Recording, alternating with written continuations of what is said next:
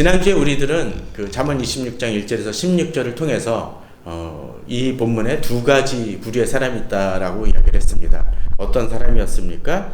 미련한 자라는 것을 1절에서 한 11절 정도로 봤었고요. 오늘은 13절에서 16절 사이에 게으른 자에 대한 이야기를 좀 보았으면 합니다. 지난주에 미련한 자를 보실 때 어떠했습니까? 이 미련한 자는 게으른 자입니까? 그건 아닌 것 같아요. 그죠? 미련한데 우직하게 무언가를 많이 하는 사람입니다. 많이 하긴 하는데 뭐합니까? 생산물이 없고 또 뭐하죠? 일을 그르치는 사람입니다. 예전에 회사 다닐 때도 그런 사람이 종종 있습니다. 시키면 시키는 대로 하면 참 좋은데, 물론 요새는 시키는 대로 안 했다고 야단을 치면 뭐 꼰대라는 얘기도 들을 수 있지만, 어떤 때 틀린 일을 또 어떻게 우기는 것이 아니라 정말 이 부분으로 가야 되는데 이 부분에 대해서 강하게 얘기를 하는데도 불구하고 자기 멋대로 난 이게 더 좋다라고 그렇게 행하는 사람들이 있습니다. 그럼 어떤 일이 벌어지나요? 일이 어그러지고 망가지게 되죠. 이 미련한 사람은 어떤 면에서 그렇습니다. 분명히 틀린 길임에도 불구하고 틀린 것을 고집하다가 망하는 길입니다. 이 사람은 열심히는 하지만 결과가 없죠. 오히려 해가 됩니다. 그에 반해서 어떤 일에 대해서 오늘 이 게으른 자는 어떻습니까? 그렇게 미련하게 일을 행하지 않습니다. 근데 옳은 것도 행하지 않고 그른 것도 행하지 않는 게으른 자입니다. 그러면 이 사람이나 미련한 사람이나 게으른 사람의 결과는 어떨까요? 똑같지 않습니까? 일이 성사가 안 된다라는 것은 동일한 사람입니다. 특별히 미련한 자는 다른 사람들도 해를 준다라면 게으른 자는 어떤가요? 자기 자신에게만 문제가 되는 경우입니다. 물론 이 게으른 사람 같은 경우에 회사 조직이나 또는 공동체에 있을 때 이 미련한 이 게으른 사람은 문제가 좀 있습니다. 예를 들자면 목사가 목사로서 일을 안 합니다. 신방도 안 가고 설교도 안 가고. 그럼 성도들은 아주 죽을 맛입니다. 그렇지 않나요? 도움이 필요한 사람이 있는데 돕질 않습니다. 또 당장 문제를 해결했는데 안 합니다. 그거는 목사에게만 해당되는 문제는 아니죠. 장로님이나 권사님, 집사님들 마찬가지입니다. 임직투표할 때 사실 가끔가다 보면 그런 분들 있죠. 임직투표 후보로 올랐다가 안 되면 어떡합니까? 교회 안 나오시는 분들도 있습니다. 좋습니다. 그냥 직분을 사랑하는 것은 나쁜 건 아니죠. 성경 속에서 선한 직분을 사모하라고 했습니다. 사모하는 건 좋습니다. 근데 문제는 뭡니까? 직분만 사랑하지 되고 난 다음에 그 일을 하고자 하는 태도는 전혀 보이지 않는다는 것입니다. 바로 이것이 게으른 자의 모습입니다. 그것은 그럴 때는 단순히 그 게으른 것에 멈추는 것이 아니라 그 사람 개인에게만 해가 되는 것이 아니라 어떻게 하나요? 공동체에도 해를 됩니다. 마치 그런 것이죠. 동물들 같은 경우 반려동물 기르시는 분들은 어떻습니까? 지난번에 어느 동물농장에서 보니까 길냥이 한 마리가 어느 식당에 매일 찾아온다고 합니다. 밥을 먹고. 그러고서는 집사를 선택하는 것, 집사가 자기를 선택한 것이 아니라 자기가 집사를 선택해서 그 식당에서 머물면서 밥을 얻어먹고, 그리고는 식당 한복판에서 들어놓아 하루 종일 잔다고 합니다. 그러니까 손님들이 불편해요. 걸리적거려요. 어떤 때는 음식을 배달하다가도 옮기다가도 걸릴 뻔한 적이 한두 번이 아니라고 합니다. 이 고양이는 뭐합니까? 자기가 뭔가 일을 하지 않지만 다른 사람에게 방해가 되는 것이죠. 어떤 때 우리들의 삶이 그럴 수 있습니다. 오늘 본문은 바로 그런 이 게으른 사람에 대한 이야기입니다. 영적으로도 우리는 그럴 수 있습니다. 자, 오늘 먼저 뭐라고 되어 있나요? 12절입니다. 내가 스스로 지혜롭게 여기는 자를 보느냐? 그보다 미련한 자에게 오히려 희망이 있느니라. 아니, 여기서는 미련한 자라고 나오는데 여기서 이 미련한 자를 뭐라고 하나요? 스스로 지혜롭게 여기는 자가 있는데 그런 사람이 미련한 자보다 오히려 희망이 있는 것처럼 보여집니다. 아니, 미련한 자에게 오히려 희망이 있는 것 같습니다. 미련한 자가 좀 나은 것 같아요. 그런데 오늘 본문 16절에 보면 뭐라고 되어 있습니까? 게으른 자는 자리에 맞게 대답하는 사람 7보다 자기를 지혜롭게 여기느니라. 그러면 누가 더 문제로 본문 속에 나타납니까? 사실 게으른 자입니다. 어떻게 보면 미련한 자가 그냥 일을 그르치는 것보다 이게 더 그럴 것 같은데 그럴 수 있다라는 거예요. 게으른 사람이 이런 경우일 수 있습니다. 이에 대해서는 좀 더 나중에 살펴보도록 하고요. 자, 13절을 한번 보도록 해보겠습니다. 게으른 자의 여러 가지 특성이 나옵니다. 게으른 자는 길에 사자가 있다, 거리에 사자가 있다 하느니라 라고 되어 있습니다. 아니, 이 말씀이 잘 보면 사실 옛날에는 그런 일이 있었죠. 가끔 가다 보면 뭐 미국 같은 경우도 이 자기 집 근처에 뭐 악어라든지 곰이 돌아다니는 경우가 가끔 있는 것을 보게 됩니다. 그런 것인가요? 그럴 수도 있을 것 같아요. 그러나 본문 속에서는 그렇게 동물이 자주 출몰하는 경우가 있을 수 있기도 하겠지만 여기서는 사실 이 본문을 보게 되면 거리에 사자가 있다라는 것을 통해서 본다라면 이게 뭘까요? 특별히 아마 사자는 길거리나 거리에 돌아다니는 동물은 아닙니다. 산이라든지 또는 뭐 으슥한데 숲속 그런 데 있을 것입니다. 그런데 게으른 자는 뭐라고 얘기합니까? 사자가 있다. 거리에 사자가 있다고 얘기합니다. 그 얘기는 뭡니까? 이게 있어서 나는 못 나가겠다, 안 움직이겠다는 얘기입니다. 자, 이렇게 얘기하는 것은 두 가지 경우가 있을 수 있을 것 같아요. 그 이유가 하나는 핑계입니다. 그냥 글자 그대로 핑계입니다. 움직이기 싫으니까, 하기 싫으니까. 일 시킬 때도 그런 사람들 있죠. 일을 하려고 하면 뭐 해라고. 오늘 날씨가 좀 굳어서, 아니 오늘 교통이 막힐 거야, 이거 잘 안 될 거야 라고 얘기하면서 엄한 핑계와 어떤 문제를 제기합니다. 그리고 안 움직여요. 이 사람은 뭐합니까? 움직이기 그냥 싫은 거예요. 난 몸이 좀 찌부둥해서 얘기합니다. 근데 그렇게 얘기하는 엄마는 더 힘들고 그냥 하루 종일 아침부터 일어나서 여러 가지 집안일 하고서는 야, 너 네 방만 치워 하는데 이거 몸이 너무 피곤해서 라고 얘기한다면 뭡니까? 그냥 핑계예요. 오늘 또 다른 경우는 뭡니까?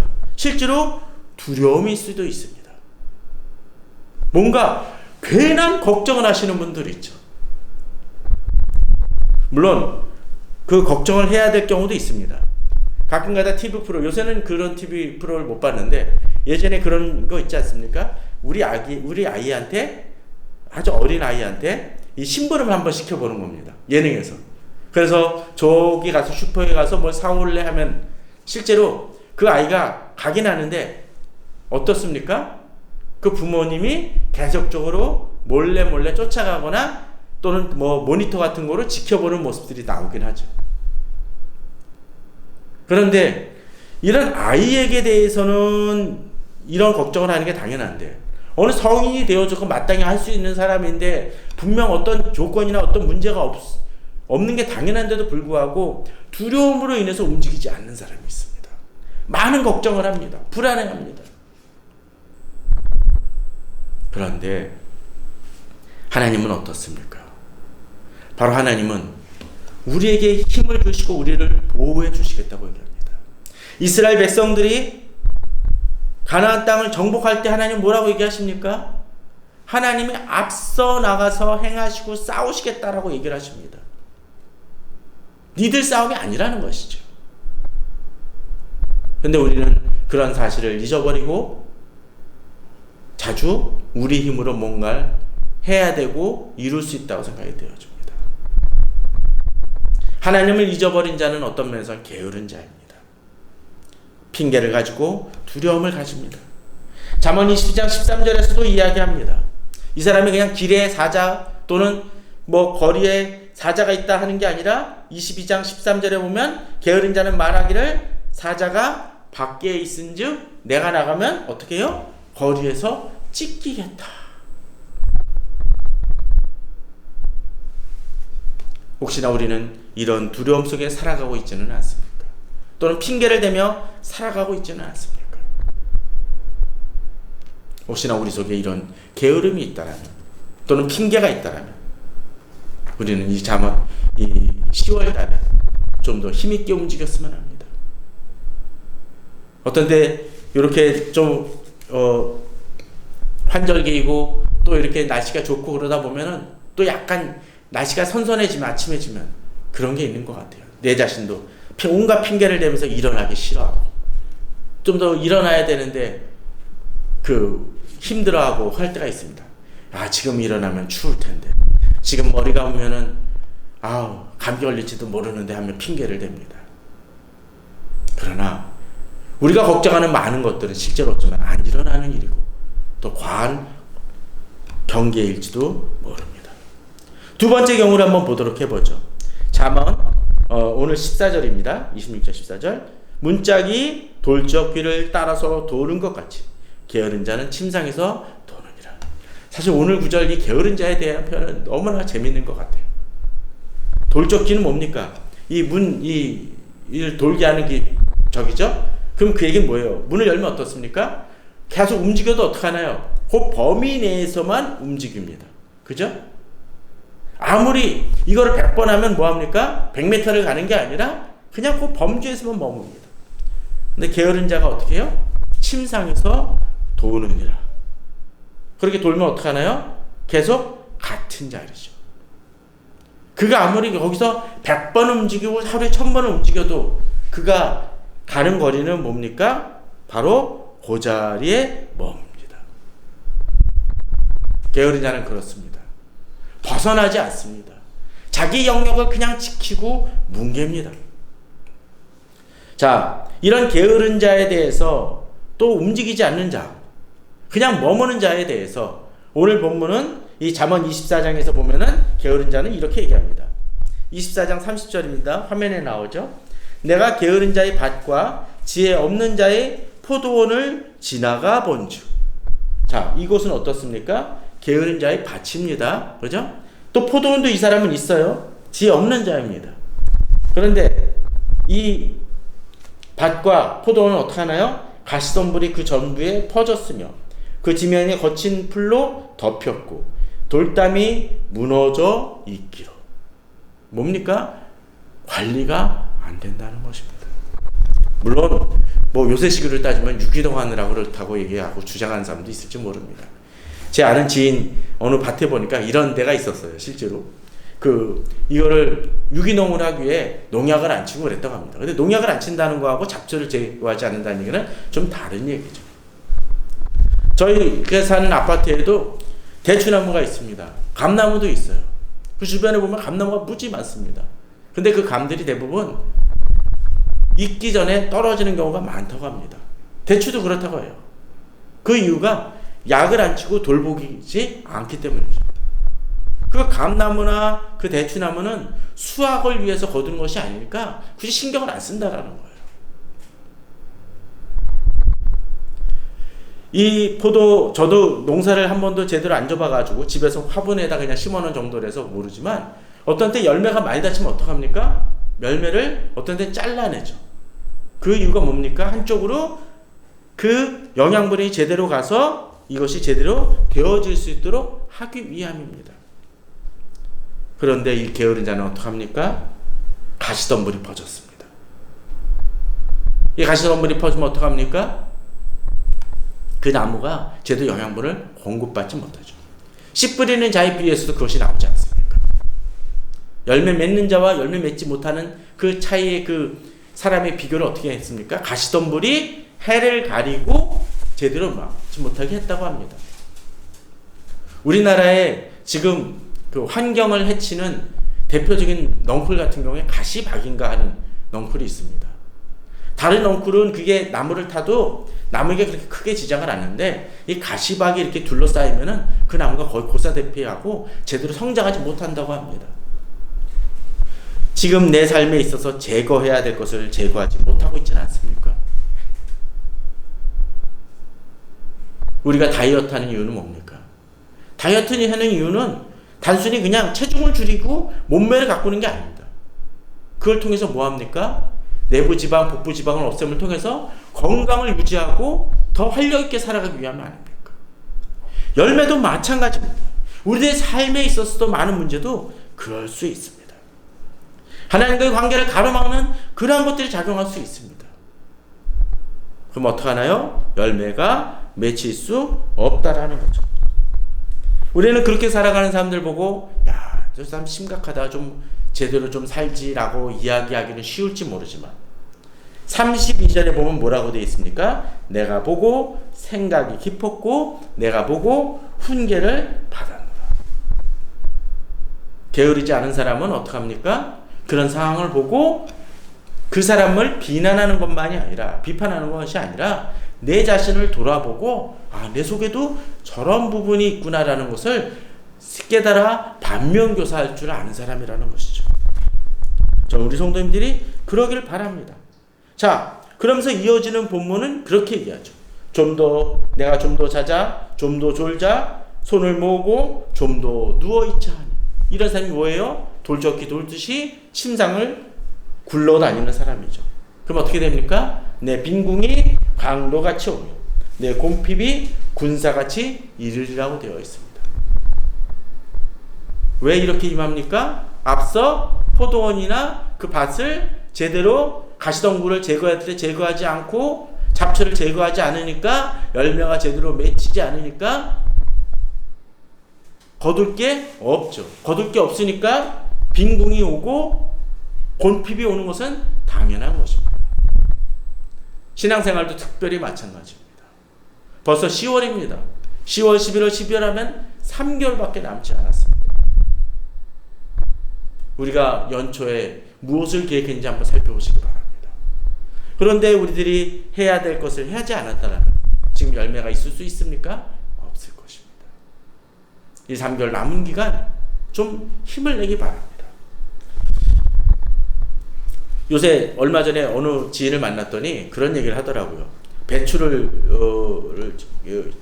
심고 김장을 자기 스스로 하고 막 그러는 친구인데 그런 얘기를 하는 거예요. 요새 배추값이 올라서 너무 비싸더라. 한 포기에 10,000원에도 쓸만한 게 없다라고 얘기를 하는데 그 친구 하는 얘기가 김장철 되면은 그래도 그 배추값이 많이 내려갈 거야. 그 이유가 뭘까요? 지금부터 심는 것이 있어서 이제 그것이 산출이 되어지기 시작하면은 그것이 출하되기 시작하면 낮아진다는 얘기입니다.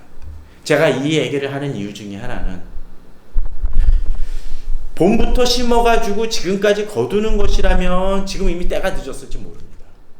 그러나 배추같이 지금부터 심어도 이제 그 결과를 얻을 수 있는 그 상태라면, 그런 작물이라면 노력해서 거둘 건 거둬야 된다는 겁니다. 실패한 건 실패했다 했죠. 얼마 전에 어느 약간 수도권 바깥에 그 교회 쪽을 가보니까 그 노지에 심은 배추가 풍성하게 자라는 걸 봤습니다.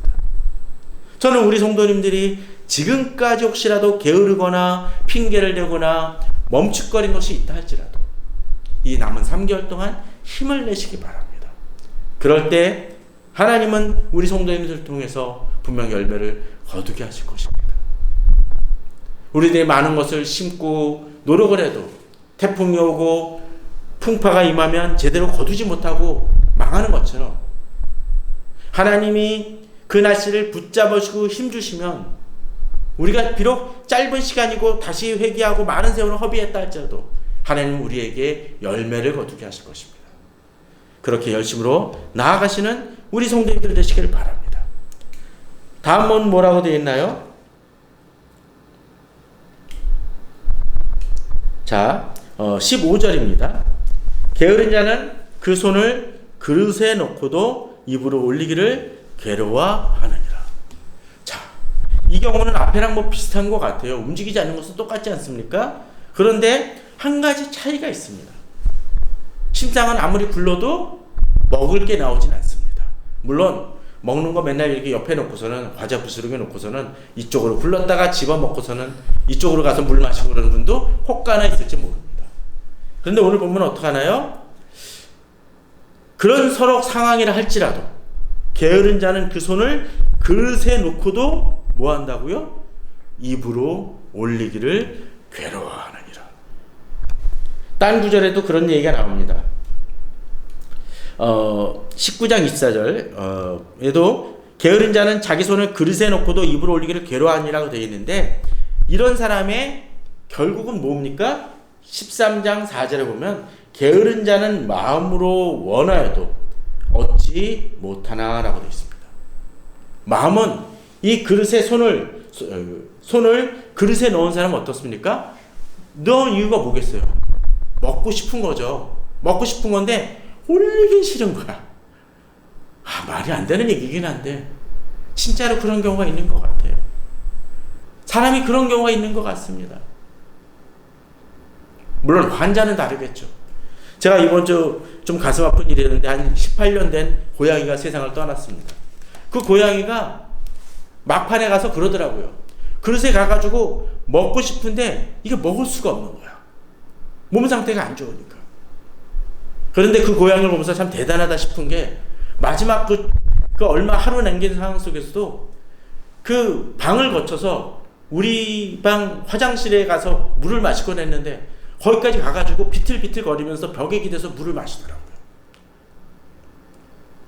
또 화장실을 가고 싶어서 한참 비틀면 가서 결국은 이 화장실 바깥에서 일을 보긴 했지만 힘이 없는 속에서 자기 그 어떤 습성과 자기 어떤 품이라고 할까요? 그것까지 느꼈는지 잘 모르겠지만 그런 노력을 기울입니다.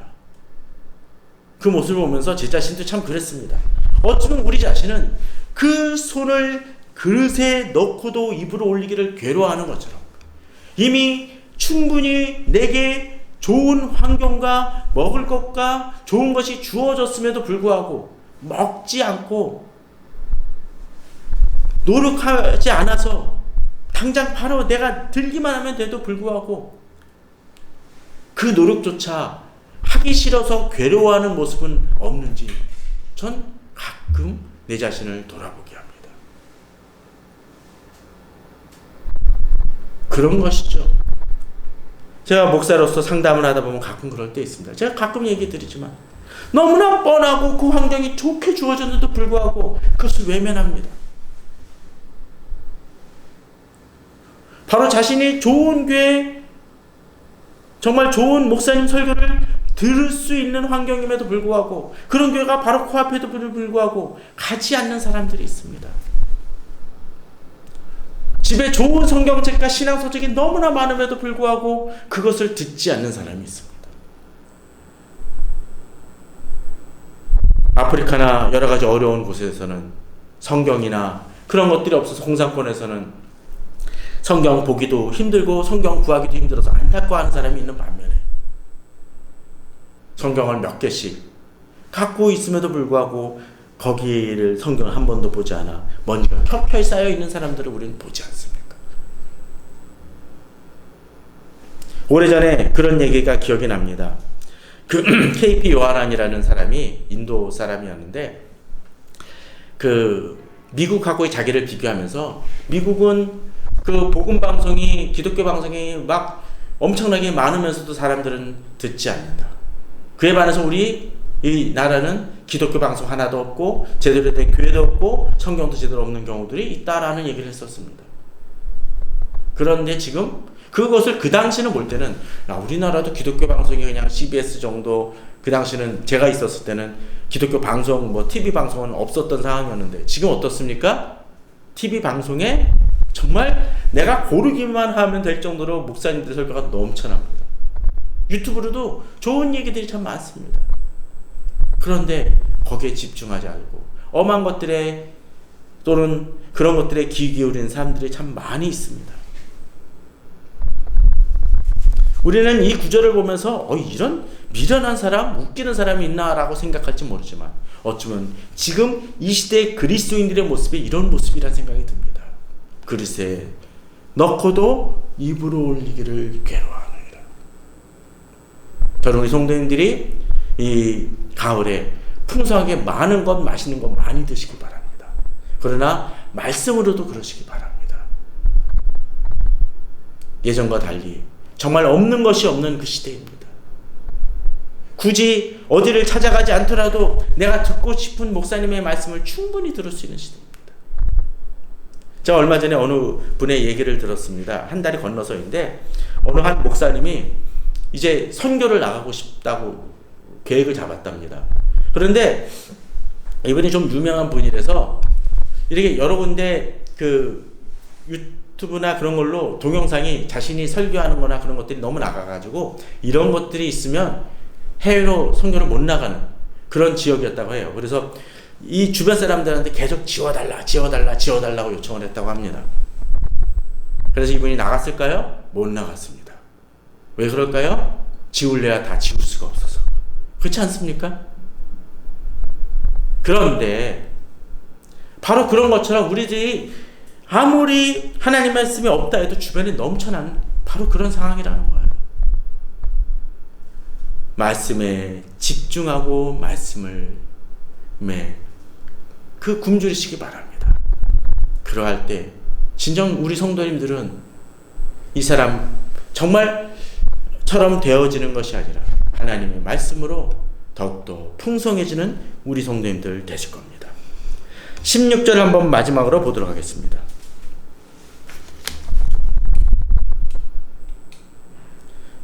게으른 자는 사리에 맞게 대답하는 사람 일곱보다 자기를 지혜롭게 여기느니라. 앞서 12절에 뭐로 했습니까? 미련한 자가 오히려 희망이 있다고 했죠. 이 교만한 자. 그러면 이 게으른 자는 어떻게 하나요? 사리에 맞게 대답하는 사람 일곱보다 자기를 지혜롭게 여기니까 교만할 대로 교만한 사람이라는 거죠. 게으르기 때문에 자기 자신이 견고해지고 완고해져 있기 때문에 남의 이야기를 전혀 듣지 않습니다. 오히려 미련한 사람보다도 그 사람은 나름 막 뭘 하다가 결국 깨달을 때가 혹시나 있을지 모르지만 이 사람은 그런 가능성 자체가 없는 거죠.